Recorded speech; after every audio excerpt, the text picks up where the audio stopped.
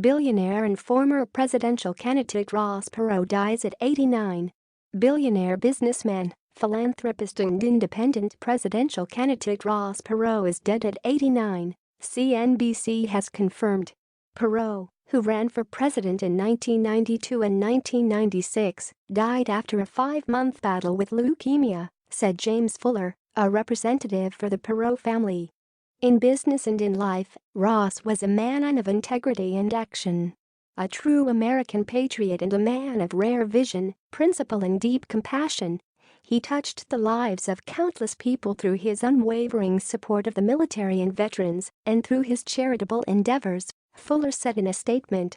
Perot is survived by his wife, Margot, his 5 children and 16 grandchildren. This 1992 file photo shows presidential hopeful H. Ross Perot at a rally in Austin, Texas. AP. Perot was an early tech entrepreneur. He started his career in sales at IBM, where he excelled. In 1962, he founded his first company, Electronic Data Systems, with just $1,000 in savings. More than 2 decades later, he launched information technology services provider Perot Systems, which was acquired in 2009 by Dell for $3.9 billion. As a disruptive third-party candidate for president, Perot ran on a platform of fiscal responsibility and protectionism. He won nearly 19% of the vote in the 1992 race, by far the biggest slice of the electorate for a third-party candidate since Theodore Roosevelt's Bull Moose Party in the 1912 election. 1968, American businessman H. Ross Perot holding a business machine manufactured by his company. Perot stood out from the political crowd for his quirks as much as his business credentials and lack of experience in establishment politics. I don't have any experience in running up a $4 trillion debt. I don't have any experience in gridlock government, where nobody takes responsibility for anything and everybody blames everybody else, he said in a 1992 presidential debate. The shifting of U.S. jobs to Mexico created a giant sucking sound, he famously said during the campaign. Perot participated in all 3 presidential debates in that election and took a non-traditional campaign route by booking lengthy time slots on network television to lay out his political views. He was certainly the most influential political force in the late 20th century from outside the regular party system, said Alan Lichtman, distinguished professor of history at American University.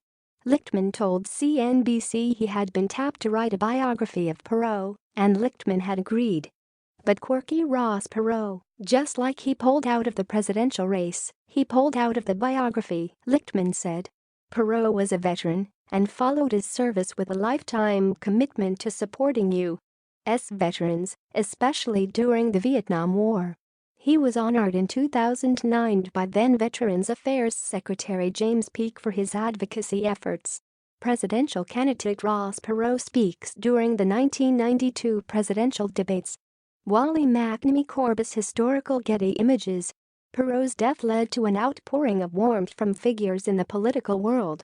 Vice President Mike Pence tweeted that Perot was a true patriot and a steadfast support of our military. Former President George W. Bush said in a statement to NBC News that Texas and America have lost a strong patriot in Perot.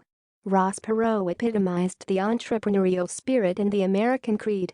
He gave selflessly of his time and resources to help others in our community, across our country, and around the world.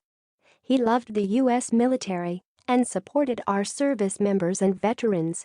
Most importantly, he loved his dear wife, children, and grandchildren. Laura and I send our heartfelt condolences to the entire Perot family as they celebrate a full life, Bush said. Former Vice President Al Gore said that he always had the utmost respect for Ross Perot, for his patriotism, love of country, and extraordinary commitment to our veterans. I send my deepest condolences to his family and to everyone who loved and admired him. In his final interview with the Dallas News in 2016, Perot shrugged off a question about his legacy, saying, "Oh, I don't worry about that."